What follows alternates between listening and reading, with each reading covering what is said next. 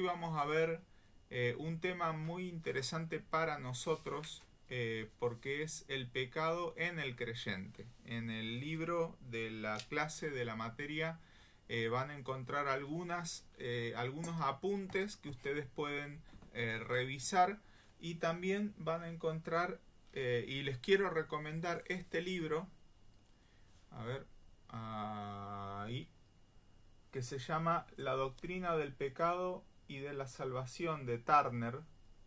Es un libro muy recomendable para amarteología, pero también para soteriología, que es una materia que vamos a tener en el segundo cuatrimestre. Yo no sé si este libro se puede conseguir, es de editorial Portavoz, una editorial muy recomendable, medio viejito es, a ver de qué año es, del 98, ya tiene 22 años, pero realmente vale mucho la pena si pueden conseguirlo o bajarlo en internet, tal vez está, y si no veremos la manera de digitalizarlo y que lo puedan tener.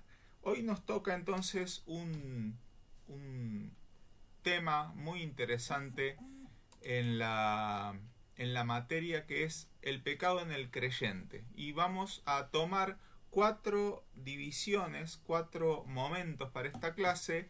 En primer lugar, ideas falsas sobre el pecado que algunos creyentes pueden tener o divulgar. En segundo lugar, algunas observaciones, apuntes, acotaciones sobre el pecado, recursos que tenemos para la victoria sobre el pecado, y finalmente las consecuencias y el remedio del pecado en el creyente. Así que vamos a comenzar con algunas ideas falsas. Les invito a ir a Números capítulo 23, que es curioso como algunas personas, yo quiero creer que es por ignorancia muchas veces, algunos creyentes leen algunos pasajes e interpretan que por el hecho de ser creyente, como que a Dios no le molestan o no le importan nuestros pecados.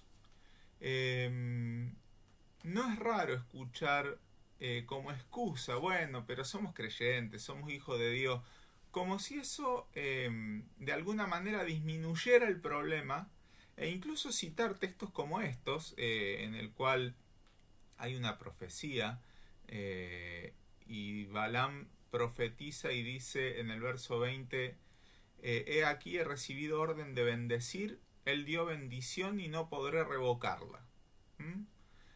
No ha notado iniquidad en Jacob, ni ha visto perversidad en Israel. Fíjense cómo este pasaje descontextualizado produce una hermenéutica súper deficiente, realmente muy deficiente, porque no ven a quién le está hablando Balaam, ni ven en qué contexto se está promoviendo este dicho, pero se agarran de la letra y dicen, bueno, he recibido orden de bendecir, él dio bendición y no podré revocarla. Es decir, si Dios bendice, no hay manera de echarla para atrás, por más que peque, por más que me porte mal, la bendición de Dios está asegurada en la promesa y es totalmente irrevocable. Y el verso 2, el segundo verso de estos dos, el 21, dice, no ha notado iniquidad en Jacob. Uno piensa, Jacob acá representa a Israel, es una metonimia, y entonces tenían pecado evidentemente, pero dice que Dios no lo ha notado. Entonces algunos argumentan, Dios no toma en cuenta los pecados de los creyentes. Error garrafal si uno cree que Dios, porque yo soy hijo de Dios, no va a considerar mis pecados, no va a tener en cuenta lo que hago mal, o no lo va a ver como si Dios viera solamente los pecados más grandes, los más voluminosos, pero no los más pequeños. Ahora, el segundo punto, que también es una idea falsa, si no hay mala intención no es pecado. Eso alguna vez en Diagonal España estábamos charlando sobre este tema, y había una posición de un hermano bastante enfática al respecto, es decir, que el pecado tenía que incluir la mala intención. Si no había mala intención, no había pecado. Pero eso no es lo que leemos en la Escritura. En la Escritura está muy claro que aún el yerro, el error, se toma como pecado y uno debe pagar por ese pecado. Otro hermano mucho más, ¿cómo lo diríamos con una palabra no tan dura? Mucho más cabezón. Sí, puede ser. Acá está Karina apuntándome algunas respuestas. Otro hermano decía que, por ejemplo, la mentira es pecado si te descubren, lo cual era muy ridículo por lo caradura, ¿no? ¿Cómo voy a decir que si miento y no me descubren no es pecado porque no le hace mal a nadie, cuando al que estoy afectando es al Señor? Otra excusa famosa y una idea falsa es que el que peca es el viejo hombre, como si tuviéramos nosotros dentro una doble personalidad, dos personas distintas que, a la manera de la novela de Dr. Jekyll y Mr. Hyde, van tomando el mando, y entonces cuando estoy poseído por la vieja naturaleza, es un Pablo, y cuando estoy espiritual es otro Pablo. Eso a mí me lo dijeron en la cara. Una vez estábamos en la vereda de la iglesia con un hermano y viene otro que no venía hace un montón y lo empezó a insultar al otro hermano, pero mal. Y yo me puse en el medio de los dos. Mi cuerpo me ayuda ahí, de que pues, los dos eran más flacos y más petizos que yo, así que como que ponerme en el medio fue un elemento tranquilizador para la situación. Y este otro decía, bueno, pero yo soy carnal, yo estoy alejado del Señor, así que es como que es otro, no me pueden decir nada. Ahora, fíjense en Gálatas capítulo 5, versos 24 y 25, que tenemos acá una cuestión muy distinta de lo que nos explica la palabra de Dios. Gálatas capítulo 5, versículo 24, dice la palabra de Dios: los que son de Cristo han crucificado la carne con sus pasiones y deseos. Si vivimos por el Espíritu, andemos también por el Espíritu. Ahora, fíjense que si acá la Escritura nos manda que si vivimos por el Espíritu, andemos también por el Espíritu, quiere decir que puede ser que yo, viviendo por el Espíritu, no ande por el Espíritu. Es decir, el hecho de que esté el mandamiento escrito quiere decir que puede ser que yo no esté cumpliéndolo. Y el viejo hombre, la vieja naturaleza, la herencia que nos dejó Adán, no es excusa para mis pecados, como si eso fuera el control absoluto y determinante de la situación, sino de que yo tengo que poner en juego para pecar mi voluntad. No es inocente el pecado, ni adjudicable a un momento de descontrol, sino que yo, aún siendo la vieja naturaleza uno de los motores para pecar, no determina el pecado, sino que yo, Pablo, con mi voluntad, pienso y deseo y lo hago, y entonces me cabe toda la responsabilidad. Ahora, además de lo que acabamos de ver de las ideas falsas, yo quiero ahora pasar a observar algunas cuestiones respecto del pecado en el creyente. Insisto, estamos viendo el caso del pecado en el creyente, y es muy interesante ver de dónde viene el pecado, las fuentes del pecado. ¿Qué es lo que se pone en movimiento para generar el pecado? Y acá tenemos tres elementos, tres enemigos del creyente que siempre estamos diciendo que son los enemigos del cristiano: el diablo, el mundo y la carne. Y que esos enemigos del creyente justamente conspiran para que uno, yo, creyente, peque. El diablo, en primer lugar, en 1 Tesalonicenses 3:5, se le pone una palabra que es muy usada para el diablo, que es el tentador. El tentador. Dice 1 Tesalonicenses 3:5, por lo cual también yo, no pudiendo soportar más, envié para informarme de vuestra fe, no sea que os hubiese tentado el tentador y que nuestro trabajo resultase en vano. Si leemos Hebreos 2:18, en Hebreos 2:18 habla del Señor que fue tentado. Y en Mateo 4:1 dice que fue tentado por el diablo, o sea que equiparar el diablo con el tentador es totalmente bíblico, legítimo, desde una sana hermenéutica, una sana exégesis. Entonces el diablo es el tentador. Cuando yo pienso en el tentador, tengo que pensar en una intencionalidad. Una intencionalidad. El diablo tiene una voluntad para que el creyente peque, desea que el creyente peque y va a operar a favor de ese deseo.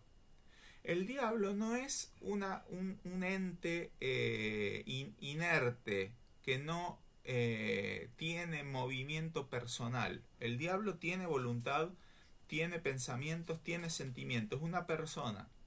Por lo tanto, el tentador es uno de los elementos que nosotros tenemos que tener en cuenta a la hora de pensar en nuestro pecado. Fijémonos que el diablo puede tentarnos. ¿Qué es una tentación? Vamos a ponerlo en palabras muy simples. Es la invitación a pecar.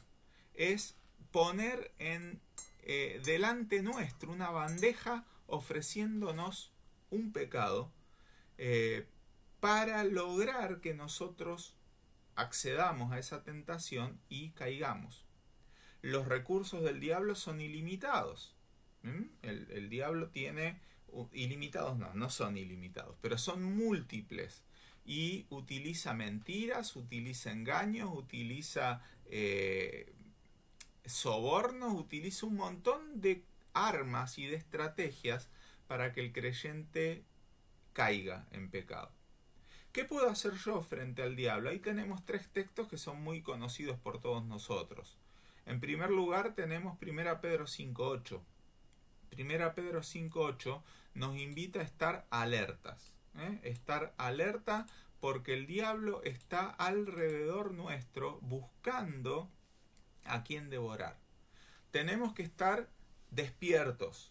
Tenemos que estar en el uso de nuestros sentidos. Por eso dice la palabra sobrio. La palabra sobrio es la contraparte de ebrio.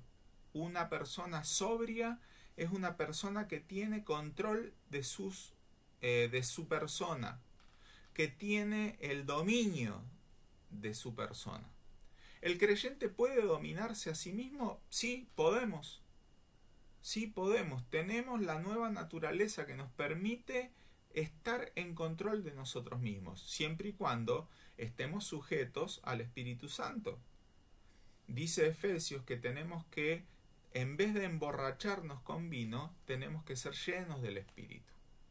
Una vez que yo soy sobrio, que tengo control de mí, tengo que tener la segunda cláusula, velar.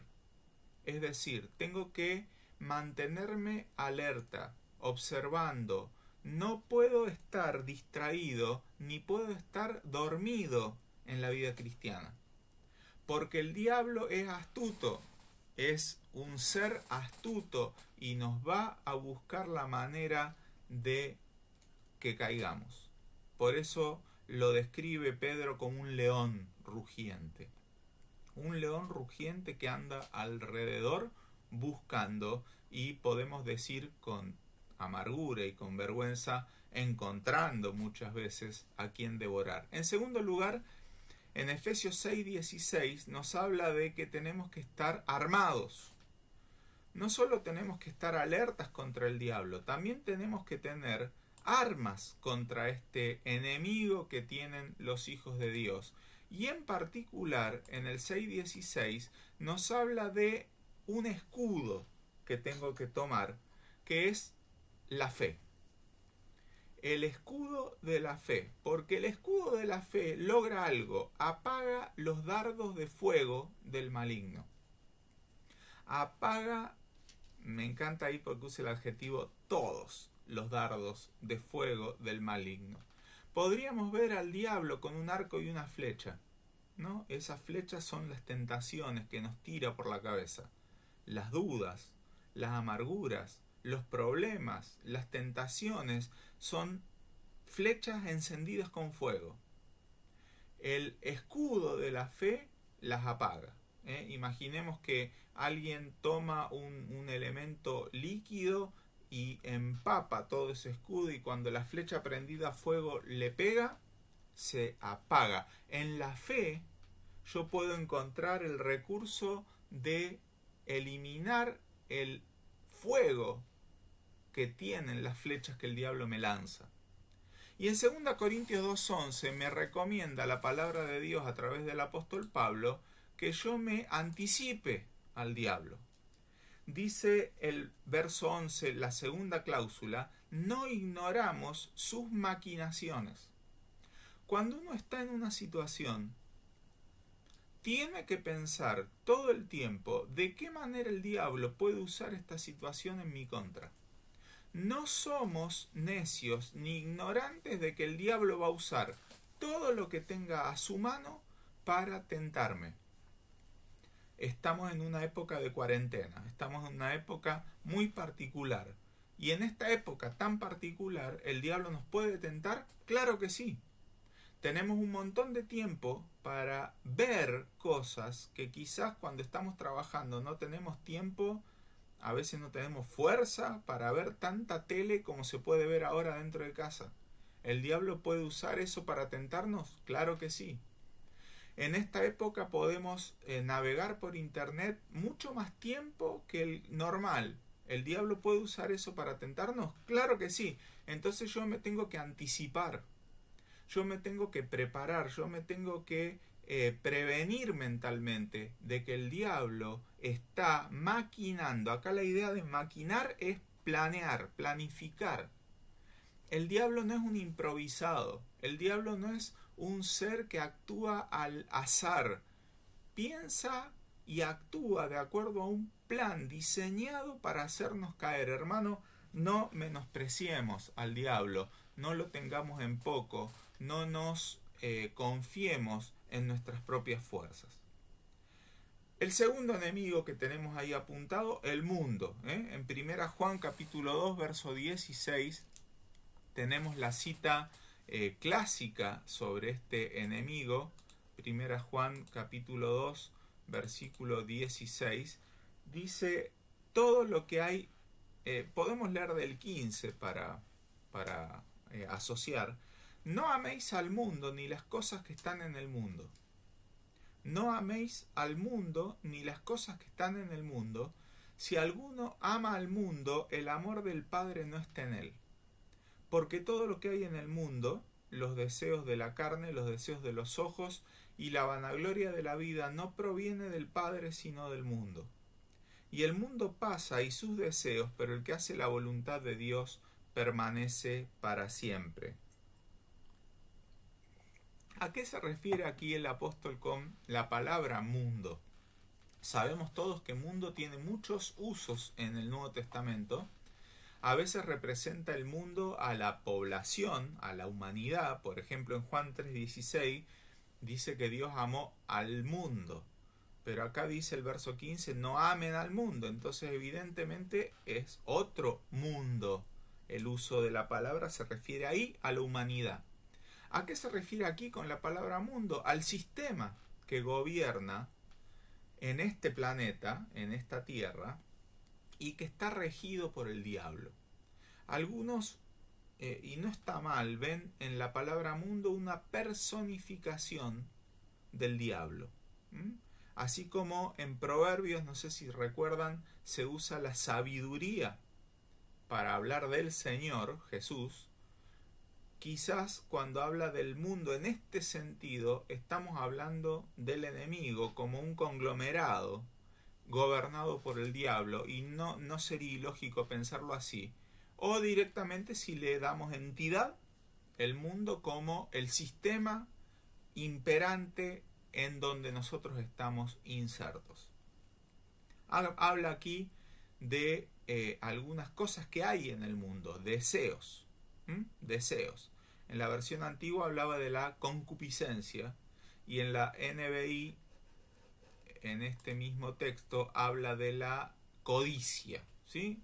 Más o menos tienen el mismo sentido las tres palabras, hablando de algo que atrae, algo que el creyente puede desear con su carne, que ahora vamos a ver en unos minutos a qué se refiere, con sus ojos o con su misma vanidad, que la seguimos arrastrando, y que estas cosas están en el mundo y yo las puedo amar. Yo puedo desear lo que mi carne desea, yo puedo desear lo que mis ojos anhelan, yo puedo desear lo que mi orgullo quiere, exhibirme vanagloriosamente o satisfacer lo que deseo con los ojos o lo que deseo con mi carne. Este mundo me vive proponiendo cosas. Cuando veíamos el pecado en Eva, nos acordamos que vimos estas tres cuestiones. En primer lugar, dice que Eva vio el fruto, que era bueno, es decir, el deseo de los ojos.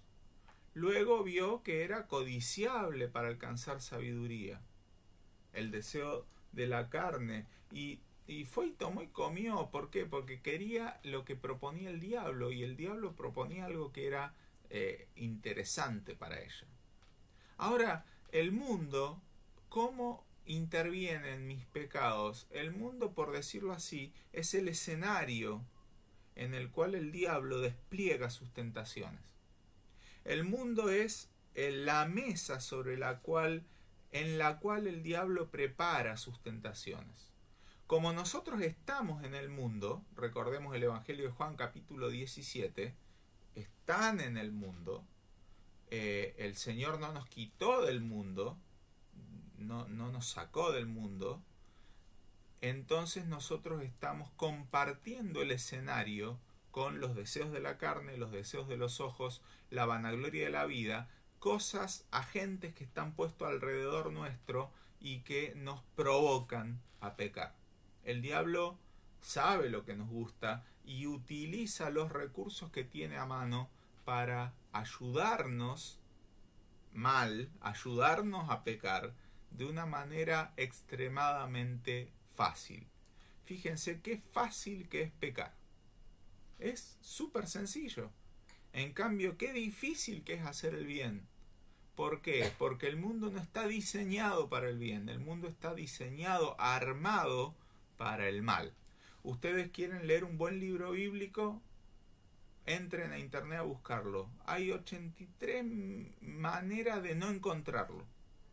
Ahora busquen pornografía. Está al alcance de la mano. ¿Por qué? Porque el diablo no le interesa que uno lea la Biblia o encuentre recursos bíblicos fácilmente. Pero lo otro que sí le interesa lo pone al alcance de la mano. Uno que encuentra ahí que estamos en un medio donde hay todo armado, orquestado para que nosotros pequemos. ¿Cuáles son nuestros recursos? Primera Juan 5, 4 y 5 dice que hay una victoria que ha vencido al mundo, y esa victoria es nuestra fe. Nuestra fe vence al mundo. Fíjense que el verso 5 es muy interesante porque dice: ¿quién es el que vence al mundo sino el que cree que Jesús es el Hijo de Dios? La fe no como un elemento emotivo, ni siquiera racional de la persona, sino como la confianza puesta en el Señor Jesús como Hijo de Dios. Si yo creo que el Señor Jesús es el Hijo de Dios, voy a poder vencer al mundo, porque al creer que el Señor Jesús es el Hijo de Dios, voy a obedecerlo. Y al obedecerlo voy a negarme a seguir los mandatos del mundo. Juan capítulo 17 vamos a la oración sacerdotal. En esta semana muchos van a leer seguramente esta oración. En el verso 15 justamente dice el Señor: no ruego que los quites del mundo, sino que los guardes del mal. No son del mundo, como tampoco yo soy del mundo. Santifícalos en tu verdad, tu palabra es verdad. Como tú me enviaste al mundo, así yo los he enviado al mundo, y por ello yo me santifico a mí mismo, para que también ellos sean santificados en la verdad. O sea, ¿qué pide el Señor? ¿Que salgamos del mundo? No, pero sí que nos separemos del mundo. Separarse del mundo no es a la manera monástica como pensaron algunas personas e inventaron los monasterios y los conventos, en la idea de retirarse de la tentación. Entonces me voy al medio del desierto, me subo arriba de un árbol, me encierro en una cueva. No, no es esa la idea. El Señor no ora para que Dios nos quite del mundo. El Señor ora para que nosotros nos apartemos de la influencia del mundo. Esa es la idea de santificar. De que nosotros nos podamos apartar del mundo dentro de otro recipiente que es la palabra del Señor. Así como Él se santificó a sí mismo y no cedió ante el diablo, ante las tentaciones, nosotros tenemos que también resguardar esta santidad, porque si no, metidos en el mundo y en contacto con el mundo y sin barreras de separación con el mundo, lo que vamos a terminar consumiendo, adquiriendo y repitiendo van a ser las cosas que encontramos en el mundo. En tercer lugar, el tercer enemigo del creyente y que nos invita y nos provoca y nos lleva al pecado es nuestra propia carne. En Santiago capítulo 1 verso 14, cuando se describe el proceso del pecado y de las tentaciones, Santiago previene a sus lectores de que no le adjudiquen las tentaciones a Dios, porque Dios no tienta. Dice el versículo 13 que cuando alguno es tentado, no diga que es tentado de parte de Dios. Dios no tienta. Dios no me va a invitar a pecar. ¿Cómo es la tentación? La tentación del tentador, ¿dónde ancla? ¿Dónde muerde? Dice el verso 14, cada uno es tentado cuando de su propia concupiscencia es atraído y seducido. La palabra ahí concupiscencia, o dice la versión internacional,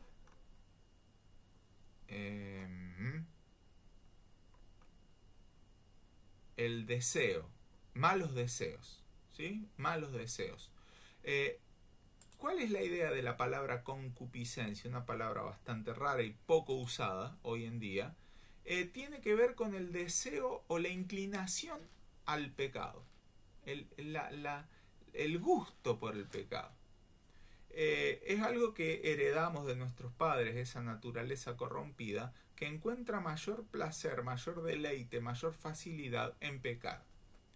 Entonces esa carne que yo tengo, porque es constitutiva de mí hasta que el Señor la remueva en su venida y en el final de la salvación, cuando sea perfeccionado el creyente finalmente, esa carne va a estar ahí invitándonos, seduciéndonos, atrayéndonos hacia lo malo.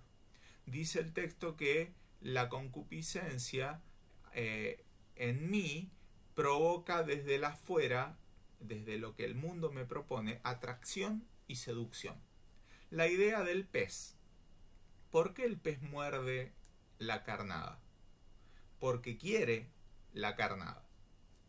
Le gusta la lombriz o la imitación que yo le estoy proponiendo, le atrae en función de algo del pez. Si yo le tirara una cuchara a una persona a ver si se la pone en la boca, sería muy difícil, salvo que sea un niño muy chiquito y que no entienda, pero a cualquiera de nosotros sería ridículo tentarnos con algo que yo no estoy atraído a eso. Pero cuando el diablo me tienta, seduce mi carne con cosas que sí me atraen. cosas que a mí me gustaría tener y que entonces el diablo propone delante mío. Cuando a un adolescente se le propone una tentación, el diablo sabe que le gusta, que le atrae, y no va a poner cualquier tentación delante de él. Pone justo las que van a hacer mella en su carne, en su inclinación a pecar. ¿Qué recurso tengo contra eso? En Romanos capítulo 6 me invita la Escritura a estar muerto al pecado. Muerto. Que yo no viva para mi carne, para mi pecado. Dice el versículo 11 de Romanos capítulo 6. Así también vosotros consideraos muertos al pecado, pero vivos para Dios en Cristo Jesús Señor nuestro. No reine pues el pecado en vuestro cuerpo mortal, de modo que lo obedezcáis en sus, y acá viene otra vez la palabra, concupiscencias. Yo tengo que decidir que lo que mi cuerpo, y acá cuando habla de cuerpo no se refiere a la carne como elemento material, sino a mi cuerpo como a mi ser mortal, incluyo acá a mis deseos internos, inmateriales. Cuando ese cuerpo mortal o de pecado, esos miembros míos, los doy por muertos para el pecado, estoy en una situación de no acceder a eso. Obviamente yo tengo que tener muy en claro cuáles son los deseos de la carne y cuáles son los deseos del espíritu. Porque el creyente tiene en sí esta dualidad, esta doble influencia. La carne por un lado, la naturaleza pecaminosa, y el Espíritu de Dios, la nueva naturaleza, que luchan entre sí y se oponen para que nosotros no hagamos lo que queremos. Un creyente, si hiciera lo que quisiera, como hijo de Dios, sería igual a Cristo. Esto me impacta pensarlo. Si yo hiciera lo que quiero, sería igual a Cristo. Pero ¿qué pasa? Dentro de mí hay otro elemento que no quiere ser igual a Cristo. Pablo dice también en el libro de Romanos que soy miserable. Soy miserable. Encuentro que el querer el bien está en mí, pero no el hacerlo. No tengo el recurso. Tenemos la carne tirándonos en contra todo el tiempo. Ahora, ¿qué pasa cuando un creyente peca? ¿Puedo tener algún tipo de posibilidad de victoria sobre el pecado? Claro que sí. Claro que sí, y esa es la ventaja que tenemos los hijos de Dios. Nosotros tenemos una nueva naturaleza que nos permite vencer. Tenemos las armas para ganarle al pecado en nuestra vida. ¿Significa esto que el creyente nunca va a pecar? No, no significa que nunca va a pecar, pero sí significa que puede no pecar. Y es triste cuando un creyente peca, porque no es un inconverso que no puede no pecar. Es un hijo de Dios que podría no pecar, pero que simplemente no quiere. ¿Qué tenemos en esta nueva naturaleza? Fijémonos 1 Corintios 2:16, un pasaje que también ya hemos citado anteriormente. Dice 1 Corintios 2:16, ¿quién conoció la mente del Señor? ¿Quién le instruirá? Mas nosotros tenemos la mente de Cristo. Dice Pablo, el Señor a través de Pablo, que nosotros tenemos una nueva mente. ¿Y qué me permite esta nueva mente? En el versículo 15 dice que me permite juzgar todas las cosas. En el versículo 14 explica todavía más y dice que podemos percibir y discernir las cosas.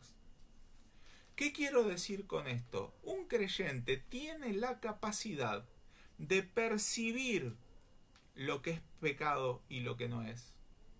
Tiene la capacidad de discernir, de poder diferenciar lo malo de lo bueno. Tiene la capacidad de juzgar, de evaluar lo que está bien y lo que está mal. ningún creyente puede decir que no sabía. Lo puede decir, pero no es que no tuviera los recursos para saberlo. Es como si un médico explica que, no sabía que tal medicina hacía tal cosa, pero tenías los recursos para saberlo. Has estudiado y tenés libros y tenés internet y tenés un montón de lugares donde podés encontrar para qué sirve tal cosa. No sabía que esto era pecado. Hermano, tenemos la mente de Cristo. Tenemos la capacidad para percibir, para discernir y para juzgar las cosas. Les recomiendo hacer un estudio de estas tres palabras: discernir, percibir y juzgar, porque es lo que yo puedo hacer con mi mente. Es lo que yo puedo hacer con respecto al pecado. Y no puedo luego alegar de que no me pude enterar nunca que eso era un pecado. En Romanos 5:5 leemos que también tenemos un nuevo corazón. Y cuando hablamos de corazón, recordamos, aludimos a una faceta de mi ser interior que tiene que ver con no solamente con la emoción pasajera, sino con lo que yo puedo sentir.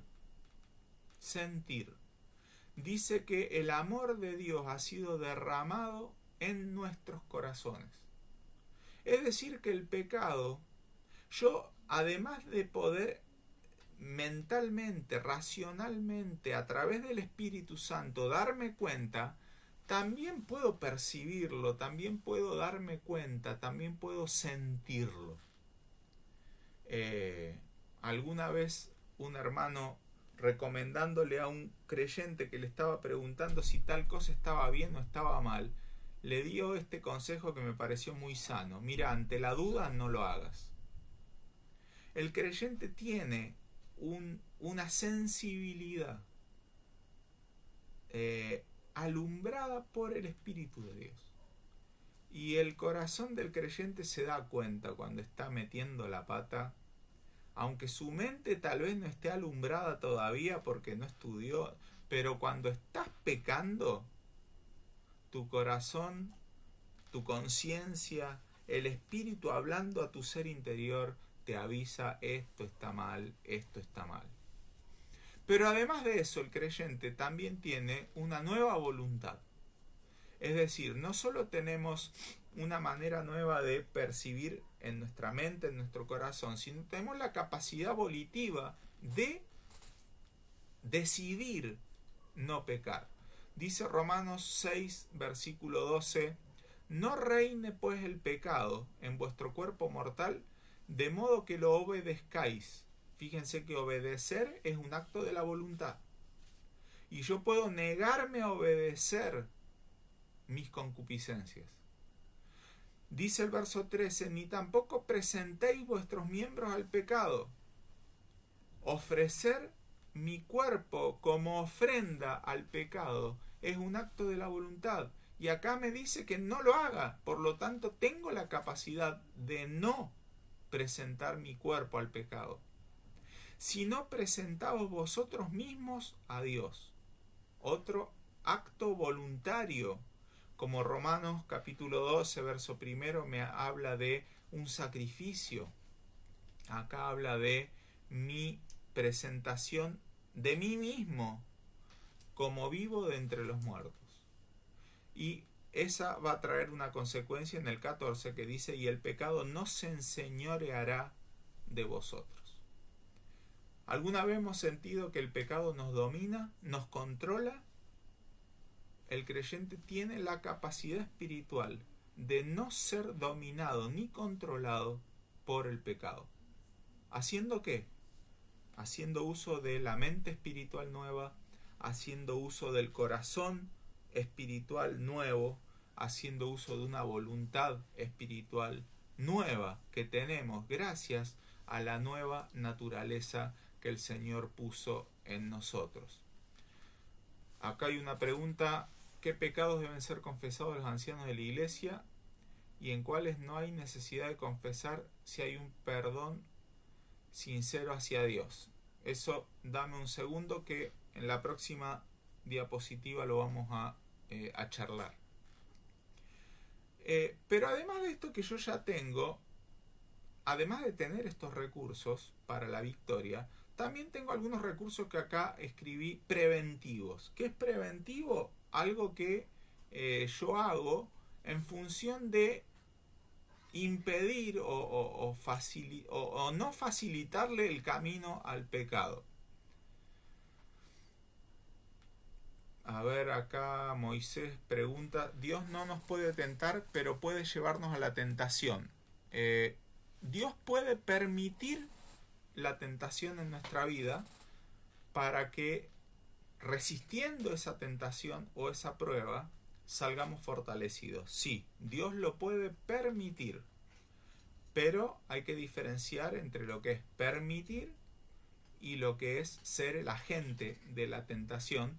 Y ahí tenemos la doble palabra, que por ahí en las iglesias ya lo hemos explicado mucho, prueba y tentación, ¿sí? La tentación como el objetivo diabólico de hacernos caer. La prueba como el objetivo divino de fortalecer nuestra fe. Capaz que es la misma cosa, la misma situación, pero enfocada desde dos lugares distintos que el diablo nos quiere hacer caer y Dios quiere que fortalezcamos nuestra fe. ¿Qué recursos preventivos tengo? Ustedes pueden buscar más textos, yo busqué uno nomás por cada uno o dos porque si no se iba a ser muy largo. Tengo en primer lugar la palabra de Dios. Salmo 119:11, famoso, en mi corazón he guardado tus dichos para no pecar contra ti.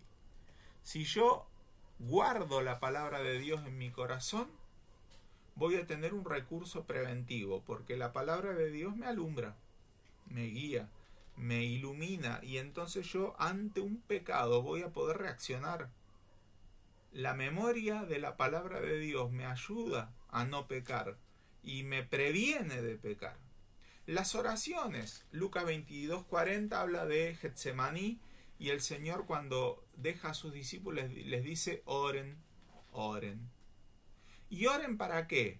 ¿Cómo termina la frase? Oren para no pecar. Oren para que no pequéis. ¿Qué quiere decir esto? Que si yo oro mucho, ¿Dios impide que peque? No, no significa eso. Recordemos que la oración yo la puedo entender, a veces vemos a la oración como un estado, como una persona que tiene micrófono pero no tiene auriculares. Habla, habla, habla, habla, habla y del otro lado Dios oye. Pero si yo pienso en la oración como comunión con Dios, en el cual hablo y oigo, la oración me hace estar en contacto con Dios. La oración me hace estar consciente de Dios. Me hace estar al tanto de que Dios está presente. Y esa constancia en mi mente de que el Señor está presente, fortalecida por el hecho de estar orando y hablando con Él, me va a prevenir de pecar. Una persona que está consciente de la presencia de Dios, que es lo que la Escritura habla del temor de Dios, no es más que eso, es la certeza de que Dios está. Esa persona difícilmente va a pecar con la misma facilidad que otro que piensa que el Señor está en otro lado o en la iglesia o en el cielo lejos de mí y que por ahí hoy no me está mirando. Tercer recurso, la acción de Cristo. Hebreos capítulo 4, verso 15 nos habla de la acción del Señor, diciendo que este sumo sacerdote, como él fue tentado, es poderoso para socorrer a los que son tentados. No es menor este pasaje, porque yo puedo estar convencido, seguro, de que al recurrir a Dios en oración, de recurrir al Señor en oración, voy a encontrar una acción de Él por mí. La acción de interceder por mí. Primera Juan capítulo 2, verso 1 dice que tenemos un abogado para con el Padre, a Jesucristo. También está la acción del Espíritu Santo. Juan capítulo 14, verso 26, el Señor dice que el Espíritu Santo los va a guiar a la verdad. Si yo he leído la palabra de Dios, me conservo en oración y la acción del Espíritu Santo en mí fluye, seguramente voy a estar mucho más prevenido ante el pecado. Romanos 8, 26 y 27, un texto que me interesa que lo tengamos en cuenta, dice que el Espíritu nos ayuda en nuestra debilidad. El Espíritu intercede por nosotros. El Espíritu escudriña la voluntad de Dios. El Dios escudriña la intención del Espíritu y esa intercesión se hace de acuerdo a la voluntad de Dios. ¿Cuántas veces hemos orado para que el diablo no nos ataque, no nos tiente, y la tentación vino igual? Sí, la tentación vino igual porque capaz que la voluntad de Dios no era que el diablo no nos tiente. La voluntad de Dios era que el diablo o que nosotros no pequemos bajo esa tentación. Y esa voluntad que tal vez se nos escapó, al Espíritu Santo no se le escapó y fue totalmente claro delante de él, y la oración mediada por el Espíritu llegó al Padre de acuerdo a su voluntad y el Señor nos respondió. Y por último, otro recurso preventivo es la compañía adecuada. La compañía adecuada. En Hebreos capítulo 10, 23, que normalmente se lo tiran por la cabeza a los que no vienen hace rato a la iglesia, y no digo que esté mal, pero me parece innecesario porque ya la saben, a este texto ya lo saben. Es mucho más importante que tengamos en claro nosotros, los que nos congregamos frecuentemente, que para qué me estoy congregando. En Hebreos capítulo 10, verso 23, me dice justamente que yo me tengo que congregar con un motivo muy, muy, muy claro. No es una congregación para tomar el té, aunque es lindo reunirse a tomar el té. Acá habla de considerarse unos a otros para estimularse al amor y a las buenas obras. Cuando yo me reúno en la iglesia, tengo que estimular a mi hermano. Estimular significa ponerle el abono a una planta. Ponerle un fertilizante a una planta para que crezca más. Eso es estimular.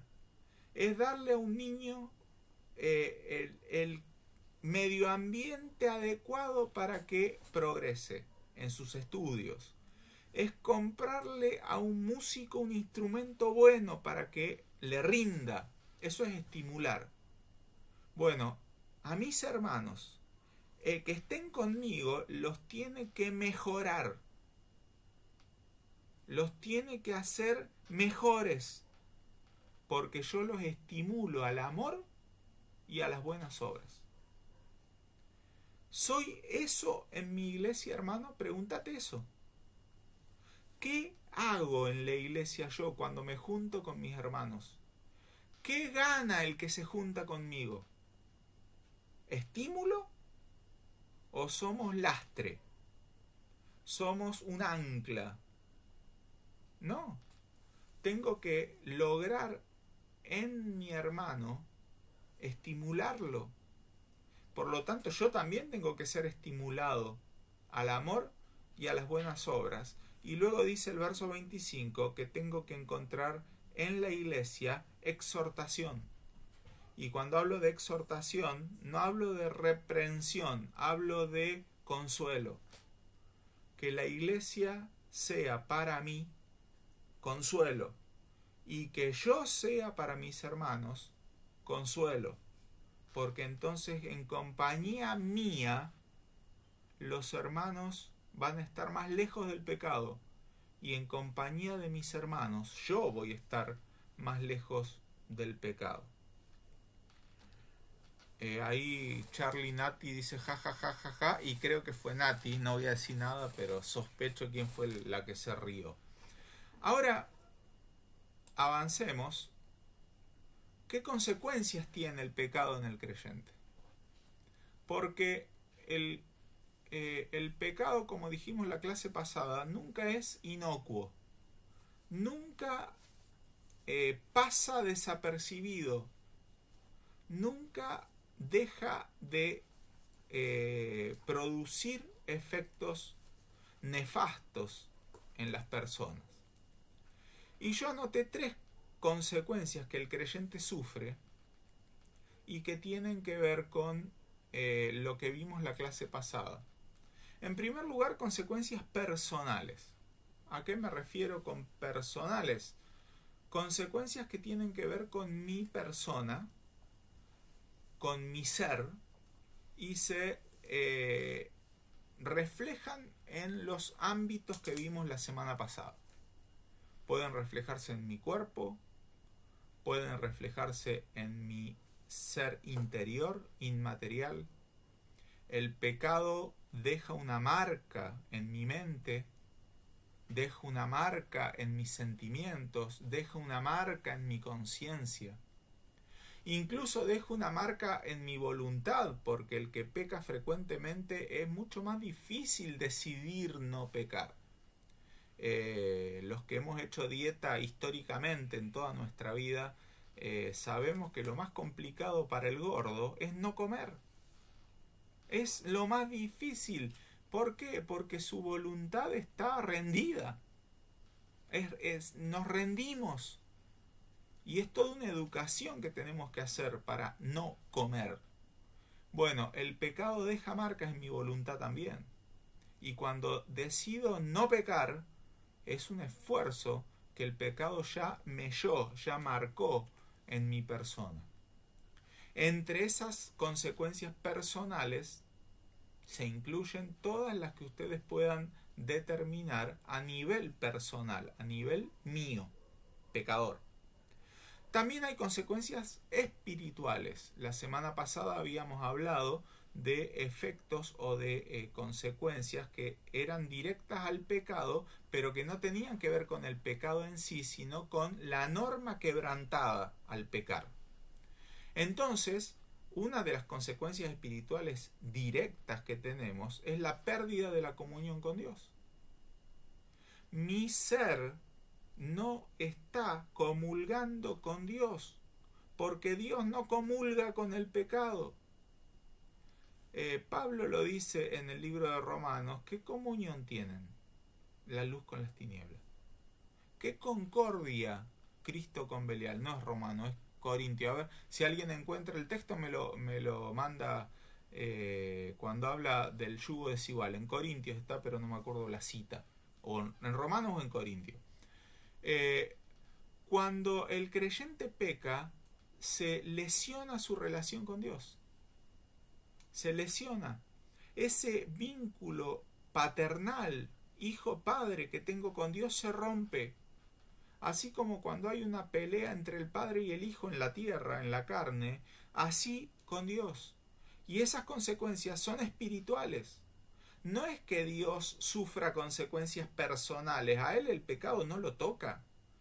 Pero mi relación con Él, sí. Ahí Laura me apunta 2 Corintios 6:14, muchas gracias. El que quiera buscarlo luego, cuando habla de no unirse en yugo desigual, dice qué concordia hay ahí entre, y pone pares, y habla de la luz con las tinieblas, Cristo y Belial, o sea, son opuestos totalmente intocables. Y en tercer lugar hay consecuencias de orden social, y acá viene la respuesta a Tomás que había preguntado en el chat hace un ratito, que te dije que íbamos a verlo. Bueno, ahora es el momento. ¿Qué son las consecuencias sociales? Son las consecuencias que apareja la acción pecaminosa en mi relación con los demás. Entonces veamos 3 flechas. Una hacia adentro, consecuencias personales. En algunos libros dice consecuencias morales. Puede ser, si tomo moral como algo que me afecta a mi interior. Otra flecha que va para arriba, las consecuencias espirituales, las que tienen que ver con Dios.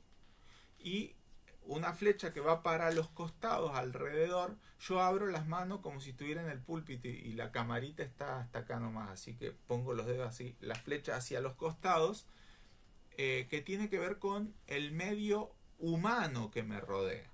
Entre ellos la iglesia, pero también el pecado puede dañar mi relación con mis vecinos, puede dañar mi relación con mis compañeros de trabajo, puede dañar mi relación con el gobierno, puede dañar mi relación con todos los ámbitos humanos en los cuales yo me vinculo, pertenezco.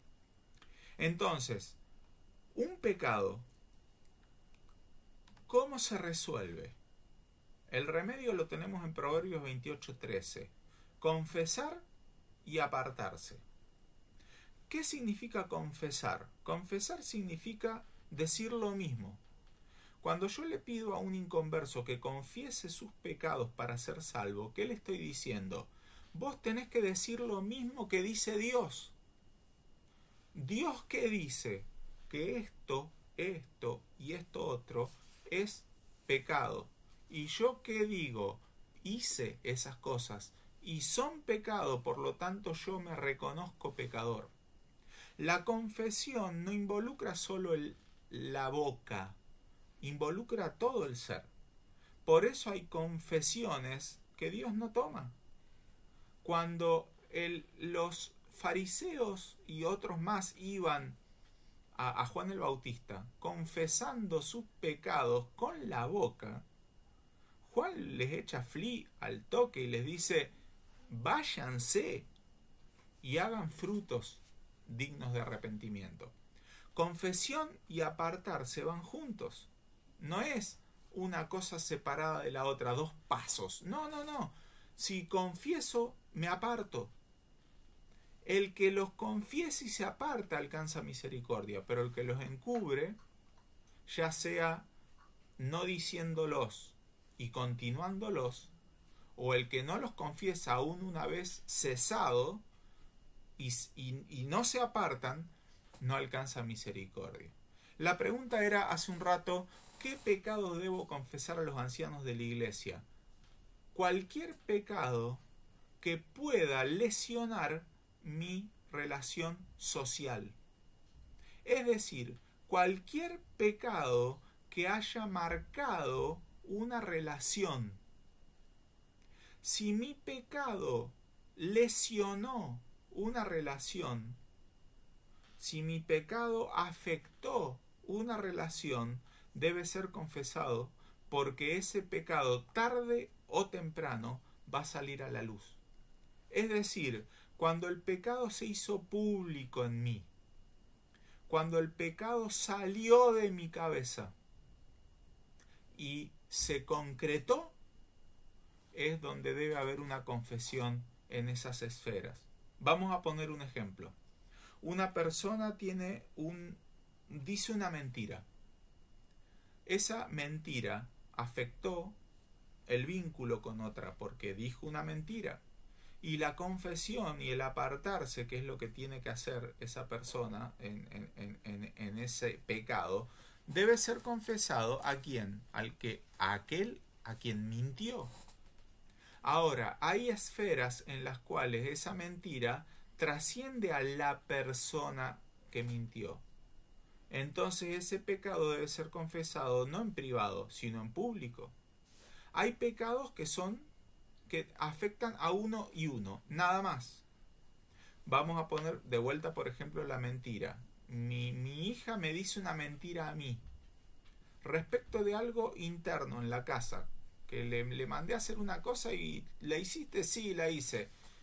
Después tiene que confesar que no la hizo y me va a tener que venir a decir: no la hice, o peor, yo le voy a darme cuenta que no la hizo y la retaré oportunamente. Sí, a vos te estoy hablando.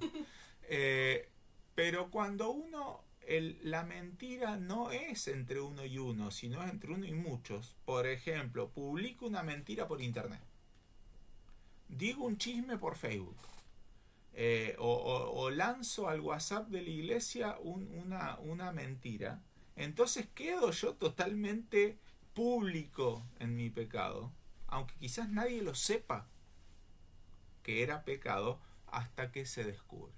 El ejemplo más claro de todos en la Biblia lo tenemos en la carta a los Corintios capítulo 5, donde hay un pecado que ya es público, Y ese pecado público trae consecuencias públicas. Un pecado privado trae consecuencias privadas. ¿Cuándo tengo que confesar a los ancianos de la iglesia?